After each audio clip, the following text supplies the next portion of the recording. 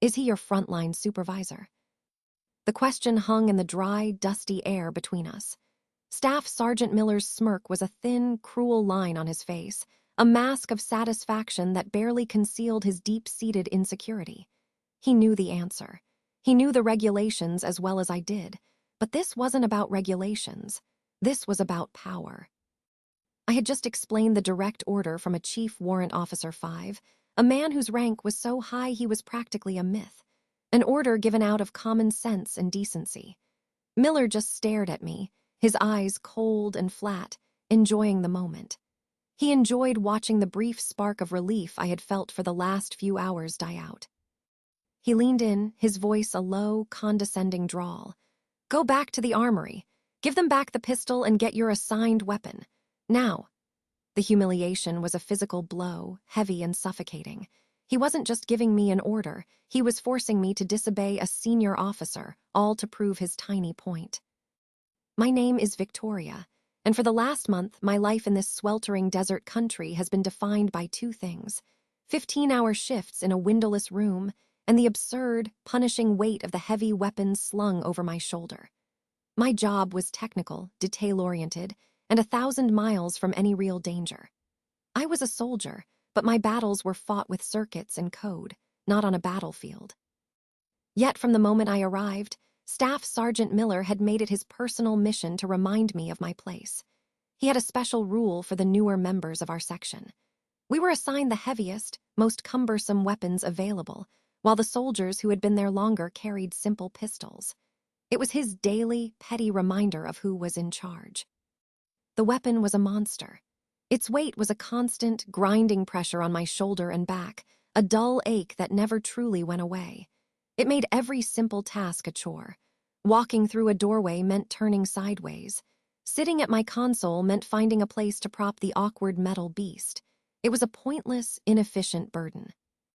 I am a patient person. I believe in the system, in the chain of command. I was taught that every order has a purpose, even if it isn't immediately obvious. So I complied without complaint. I told myself it was a test, a way of building discipline. I did my job meticulously, hoping my performance would prove I was a professional, not someone who needed to be weighed down like a pack animal. But my morale was sinking with every step. The constant discomfort was a distraction, a nagging presence that made it harder to focus on the complex tasks I was responsible for. It felt less like a military requirement and more like a punishment for simply being new in his section. Miller would walk by my desk, see me adjusting the sling, and a flicker of a smile would cross his lips. He was feeding his ego with my exhaustion. The day everything changed started like any other.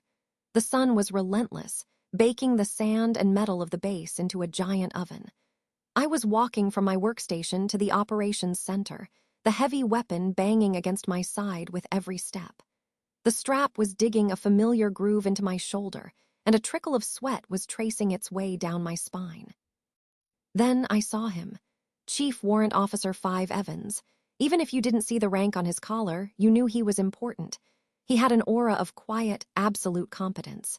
He was a living legend, one of those senior specialists who knew every system, every regulation, inside and out. He moved with a purpose that made everyone else look like they were just guessing. He was walking toward me, and I instinctively tried to look a little more military, a little less like I was losing a fight with my own equipment. He stopped right in front of me, his eyes not on my face, but on the massive weapon slung across my body. He had a look of genuine confusion. "Soldier," he said, his voice calm and even. "Why are you carrying that?" I was taken aback. I explained, as respectfully as I could, that it was my assigned weapon. I left out the part about Miller's personal policies. You don't air your unit's dirty laundry to a CW5. You just state the facts. He shook his head slowly, a frown creasing his forehead. "Your job is technical, correct? You work in the SCIF?" he asked, referring to the secure facility where I spent my days. I nodded. "That's ridiculous," he said, the words sharp and clear. "That thing is a liability in those tight spaces. I have a pistol. I rarely leave this compound." He didn't hesitate. "Go to the armory," he commanded. "Tell the armorer to exchange my pistol for your heavy. That's a direct order from me, Chief Warrant Officer 5 Evans. The relief was intoxicating. It was a wave of pure, unburdened lightness. It wasn't just about the weight, it was about the logic. It was validation. Someone with immense authority and experience saw the situation for exactly what it was, completely nonsensical. I thanked him, probably more than I should have, and practically floated to the armory. For a few glorious hours, I felt human again. I walked with a straight back. I moved through doorways without thinking. I sat at my console and could focus entirely on my work, my mind clear and my body free from the constant, aching distraction. I felt like a trusted professional, equipped for the job I was actually here to do. The bliss lasted until Miller saw me. He was coming out of his office as I was walking past. He stopped dead in his tracks, his eyes locking onto the small pistol holstered on my hip. A storm cloud passed over his face. "How did you get that?" he asked, his voice tight with suspicion. I stood straight and answered calmly, just as I had with the chief. "Sir, Chief Warrant Officer 5 Evans saw my previous weapon. He deemed it inappropriate for my duties and ordered me to swap it for his pistol." I thought the name, the rank, would be enough. I thought logic and the authority of a senior warrant officer would end the conversation. I was wrong. That's when his lips twisted into that arrogant smirk. That's when he asked the question that sealed his own fate. "Is he your frontline supervisor?" He made me walk back to the armory. Every step was a fresh wave of humiliation. The armorer looked confused, but followed the orders of the staff sergeant standing right in front of him. He handed me back the heavy, cumbersome beast. I slung it over my shoulder. The familiar weight settled in, heavier than ever before, infused with the sting of utter powerlessness. But as I walked away, something inside me shifted. The humiliation began to cool and harden into something else. It was a cold, quiet anger. My trust in the system had been my weakness. My patience had been mistaken for acceptance. I had followed every rule, respected every link in the chain, and for what? To be a pawn in a petty man's ego trip. I looked down at the weapon, this symbol of his control. He wanted to use the chain of command to make a point. Fine. A new thought took root in my mind, clear and sharp as glass. I would do the same. I would not yell, I would not confront him. That was his game. My game was meticulous, patient, and by the book. He had made me disobey a living legend just to feel big. I decided then and there I would teach him a lesson about the entire chain of command. I decided then and there I would teach him a lesson about the entire chain of command. And I would teach him that lesson not with anger, but with the very regulations he loved to twist. The hot, frustrated rage that had been simmering inside me for weeks evaporated, replaced by something much more dangerous, a quiet, icy resolve. The weight on my shoulder was no longer just a burden, it was a reminder of my purpose. When I returned to the office, Miller was standing by the coffee machine, talking with another sergeant. He saw me enter, his eyes immediately flicking down to the heavy weapon now back in its familiar place, and then back up to my face. He was searching for a reaction, for tears or anger. He wanted to see that he had broken me.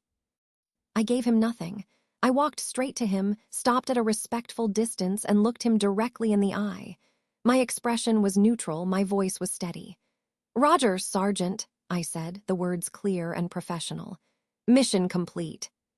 His smug smile faltered for just a second. This wasn't the response he expected. He was prepared for an argument, for a subordinate on the verge of breaking. My quiet compliance seemed to confuse him more than any outburst would have. He just nodded curtly and turned back to his conversation, but I could feel his eyes on me as I walked back to my desk. In that moment of quiet obedience, I had sealed his fate. I wasn't going to fight him on his terms. There would be no shouting match, no formal complaint that would get lost in paperwork and dismissed as a personality conflict. I was going to use the system he worshipped, the beautiful, intricate, and unforgiving structure of the United States military, to utterly dismantle him. My plan wasn't some complex scheme hatched in the dark. It was an exercise in professional patience. It was simple, clean, and relied on one key fact Miller had foolishly overlooked. His authority was limited to our small section. The world was much bigger than his little kingdom, and I had legitimate business in other parts of it. My specific job sometimes required me to deliver sensitive materials directly to the warrant officer's operational area. It wasn't a daily task, but it happened. This was my hidden ace. I didn't need to invent a reason to see Chief Warrant Officer 5 Evans again. I just had to wait for my actual job to provide one. I sat at my console and went back to work. I completed my tasks with the same meticulous attention to detail as always. I answered Miller's questions respectfully. I carried the heavy weapon without a word of complaint.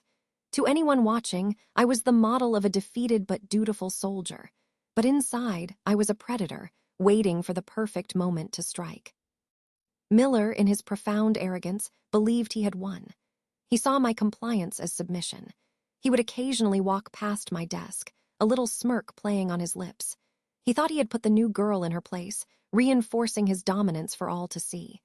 He had no idea that every calm, yes, sergeant from me was another nail being hammered into his career's coffin. The next day passed with agonizing slowness. Every hour felt like a test of my newfound resolve. The weapon dug into my shoulder, a constant, dull throb. But now the pain was a focus. It kept the cold fire inside me burning. I just had to wait. My time would come. It came the following afternoon. A new work order appeared in the digital queue. My heart gave a single, hard thump against my ribs. It was a priority request for a data transfer, and the destination was listed clearly in bold letters. CW5 Evans, S2X Operations. I stared at the screen for a full minute, letting the moment sink in. It was perfect. I didn't have to ask. I didn't have to scheme. My own duties were sending me directly to the man I needed to see. My plan was simple. I would follow my orders to the letter. I would deliver the materials, and I would let the evidence, the 20-pound piece of unnecessary metal still slung over my shoulder, speak for itself. I knew that a calm, factual report delivered to the right person was infinitely more powerful than any emotional outburst. I was going to let Miller's arrogance be his own undoing. I printed the work order, grabbed the encrypted hard drive, and stood up from my desk. The weapon settled into its painful groove on my shoulder, but for the first time, it felt less like a burden and more like a key. As I walked toward the door, Miller called out from his office, "Where are you going?" I turned and held up the work order so he could see the official heading. "I have a priority delivery for the S2X, Sergeant." He squinted, then nodded, a dismissive wave of his hand. He didn't care about the details of my work, only that I was following his rules. "Fine, just be quick about it." "Roger, Sergeant," I said, my voice perfectly level. I turned and walked out of the office, the heavy door clicking shut behind me. The desert sun hit me, but I didn't feel the heat. All I felt was the cold, clear certainty of what was about to happen. I was on my way to deliver a hard drive, but I knew I was also about to deliver justice. I was on my way to deliver a hard drive, but I knew I was also about to deliver justice. The walk across the compound felt different this time. The sun was just as hot, the air just as thick with dust, but the heavy weapon on my shoulder no longer felt like a symbol of my oppression. It was now a prop, a key piece of evidence in a one-woman play that was about to reach its climax. The warrant officers section was in a different building, one that felt quieter and more serious. The air inside was colder, the lighting more subdued. People moved with a quiet purpose, their voices low and professional. It was a world away from the casual tyranny of Staff Sergeant Miller's domain. I felt my own posture straighten, my focus sharpening. I didn't have to look for him. As I stood by the entrance, waiting to be acknowledged, Chief Warrant Officer 5 Evans spotted me from across the room. His eyes, which had been focused on a large digital map, flicked over to me. His expression of concentration immediately dissolved, replaced by a deep furrow in his brow. He saw me, and then his gaze dropped to the weapon on my shoulder. He crossed the room in a few long strides, his movements economical and precise. He stopped in front of me, the same look of utter disbelief on his face as the day before. He wasn't angry yet, just genuinely confused. Logic had been violated, and his entire world was built on logic.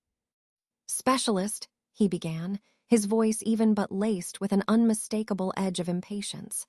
"Didn't I give you a direct order to swap that weapon out?" I met his gaze directly. I kept my voice steady, respectful, and completely devoid of emotion. This was not a complaint. It was a report of facts. I delivered the kill shot with quiet precision. I did, sir, but Staff Sergeant Miller ordered me to change it back. The air in the room seemed to crackle.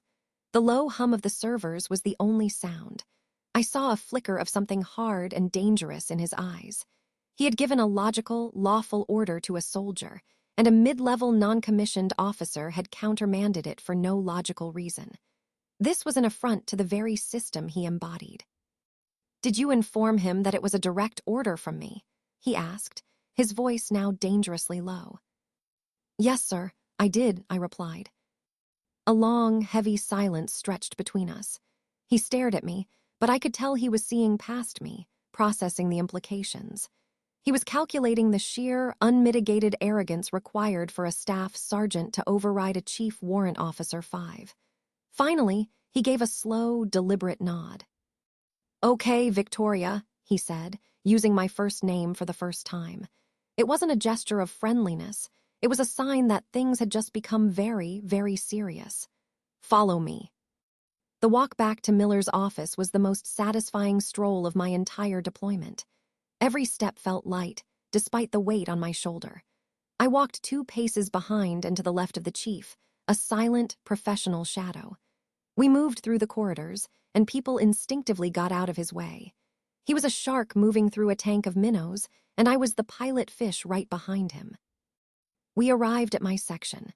Miller was in his office with the door open, leaning back in his chair with his feet on his desk. He looked up as we entered, and a flicker of annoyance crossed his face when he saw me. Then he saw who I was with. His feet hit the floor with a loud thud. He shot up from his chair, his posture suddenly rigid and awkward. The chief didn't yell. He didn't raise his voice. He simply walked to the doorway of Miller's office and stopped. "Staff Sergeant Miller," he said, his tone deceptively calm. "I need you to explain something to me. Why is this specialist still carrying a heavy weapon when I personally ordered her to swap it for a pistol?" Miller's face went pale, but his arrogance was a deeply ingrained reflex. He tried to fall back on the bureaucratic excuses that defined his small world. "Sir," he stammered, "according to unit policy, I am her direct frontline supervisor. All weapons assignments for my personnel fall under my authority."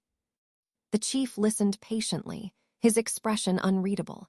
He let Miller dig his own grave, letting him spout regulations that he clearly did not understand in their proper context. When Miller finally ran out of words, the chief just stared at him for a moment. "Are you done?" he asked. Miller gave a weak nod. "Okay, snap to attention, Sergeant." It was not a request. The words hit Staff Sergeant Miller like a physical blow. His back went ramrod straight, his chin tucked in, his eyes locked forward, staring at the wall behind the chief's head. The color drained completely from his face. He understood now.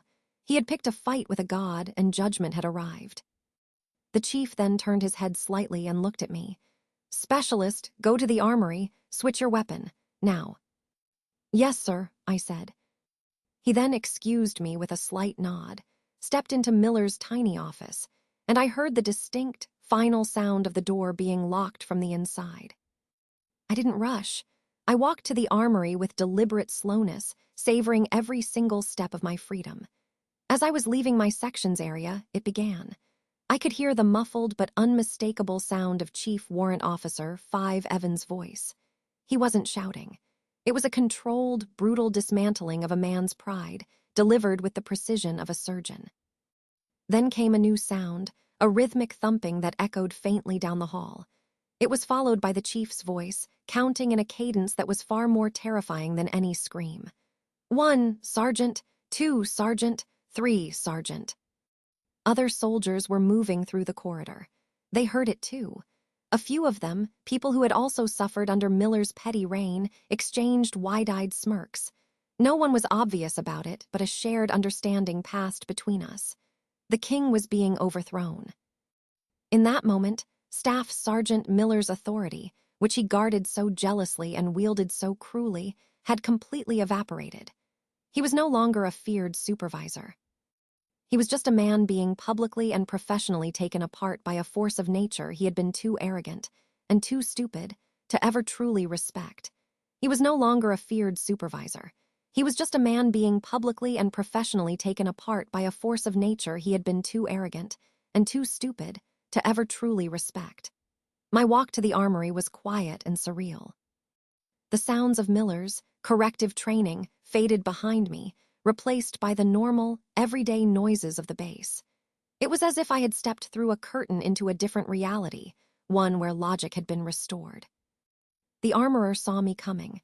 He was the same man who had reluctantly taken the pistol from me just a day before. This time, his attitude was completely different. There was a new, profound respect in his eyes. News travels fast in a place like this. He didn't ask any questions.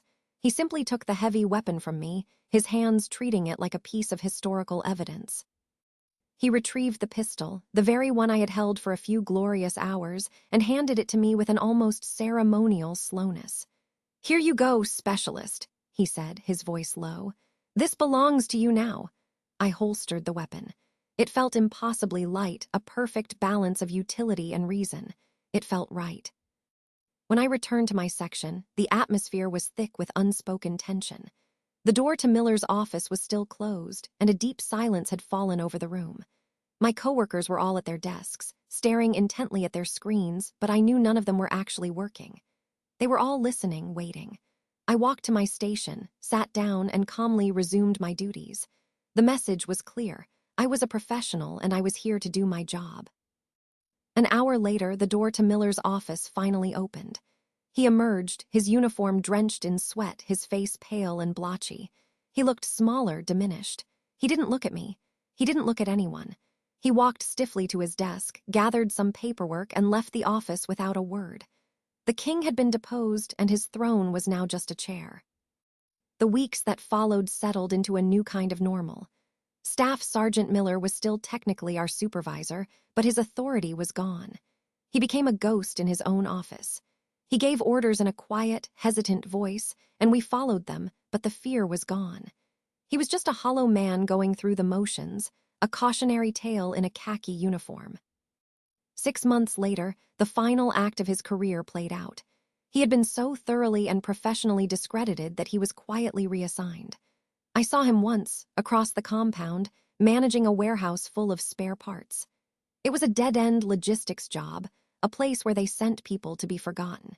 He was counting inventory on a clipboard, his shoulders slumped in permanent defeat. The promotion list was published a few weeks after that. It was posted on the main bulletin board, and as always, a small crowd gathered to see the results. I already knew my name wouldn't be on it. I was too new. But I looked for his. I scanned the list of newly selected sergeants first class, and his name was conspicuously absent. He had been passed over. It was the final, official nail in his coffin. He left the military at the end of his contract. There was no farewell party, no plaque, no formal handshake from the commander. One day, his desk was cleared out, and a new, younger sergeant was sitting in his chair. He was gone, a bitter man broken entirely by a problem of his own making. He had built his own prison of petty tyranny, and in the end, he was its only inmate. As for me, I kept the pistol for the rest of my tour. It became a quiet symbol of my place in the unit.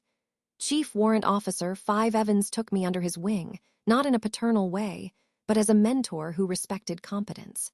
He saw my meticulous nature and my calm under pressure, and he began giving me more complex, more critical tasks. He taught me the deeper systems, the real mechanics of how our world worked.